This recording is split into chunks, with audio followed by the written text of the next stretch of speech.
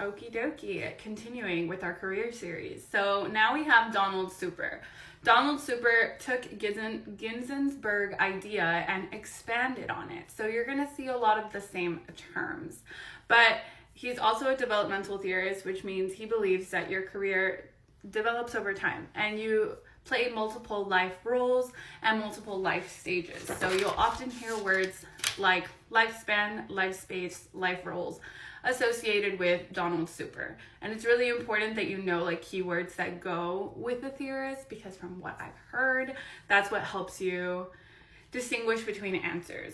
So he also deals with career maturity, so the readiness to be able to make a choice, right? So let's go over him really quick. Now, super, the word super, has five letters in it, and that's how you will remember that he had 5 stages that we go through, vocational development stages. Let me put a picture.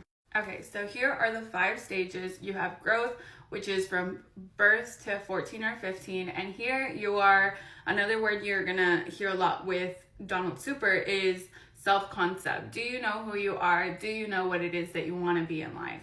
And this is developed through your needs, your interests, your attitude, and a general understanding of the world of work. Then you go into your exploratory phase. So this is middle school, high school, I would think more high school to like college, right? So exploratory phase, you're exploring what it is that you want to do in real life through your classes. Do I like this? Do I not like this? I originally studied biology. I realized I don't want to be a doctor. So I switched my path when I was in college. I was still exploring. Then you go to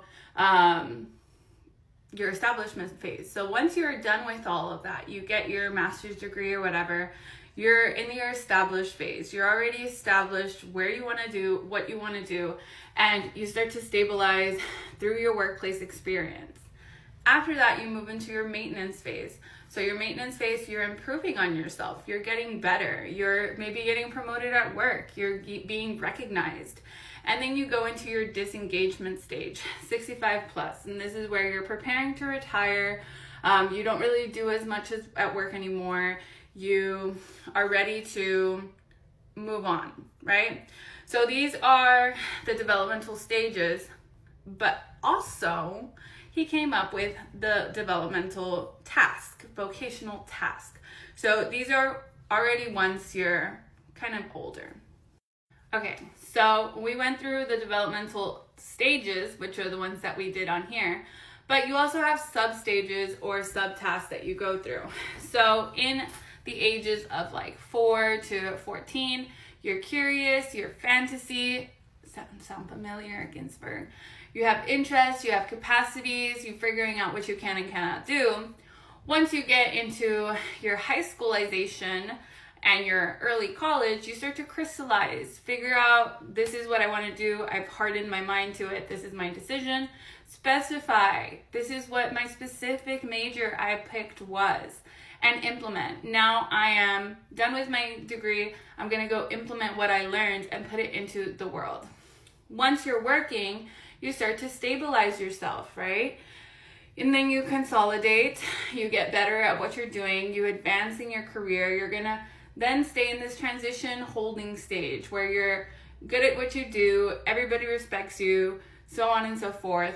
And then as you get to adulthood, late adulthood, some people wanna keep going, which is fine. A big problem with a lot of these theorists is that they base it off of like, I wouldn't say it's 100% accurate, because there are 65-year-olds who want to continue working. And then you start retirement planning and retirement living, aka disengagement. So all of that was early Super's work. Late Super's work, back in the 1970s, he started seeing your career and your life as more holistic. You do more than just work and think about work your entire life. You play different life roles, hence where that life roles come into play. So he states that you play 6 different life roles, 9 major life roles. Okay, sorry, my bad. Those being, and you play them at different ages. Let me pick another picture. So you start off as a child, And it tells you these little circles in the middle represent how long you're a child. So like from 5 to, let's say, 65, 70. And then you're a student. You're a student a lot when you're younger. And then as you can see, the circles get smaller because you're constantly learning. Being a student doesn't mean that you are necessarily in a school environment. It just means that you're learning. Leisurette, because when you're young, you don't really have to do a lot in your teens if you don't have to work. And then when you're in your 70s and 80s, you also stop working. So the circles get bigger and then they get smaller when you're working, and then they get bigger again. You're a citizen. You start making citizen decisions at around this age, and then you'll continue being a citizen. Then you're a worker. You start officially working. And again, this year is from the 1970s. I know that times have changed, but it's from the 1970s, 1950s. So keep that in mind. Then you're a worker. You can be a parent as well, a spouse, and a homemaker. So these are the different life roles that he claims we also play. He also developed an archway model, and he said that we play these roles in 4 different areas, in 4 different theaters, right? These are your home, your school, your community, and your workplace. He's also responsible for the career pattern study, which examined the vocation direction of 9th graders.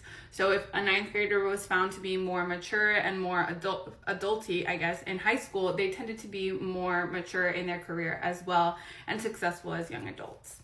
And that is Donald Super and all that he entails. Of course, there's a lot more, but this is just a quick little overview. And next I will be doing John Holland, who is a big name, Riasek. That will make sense later.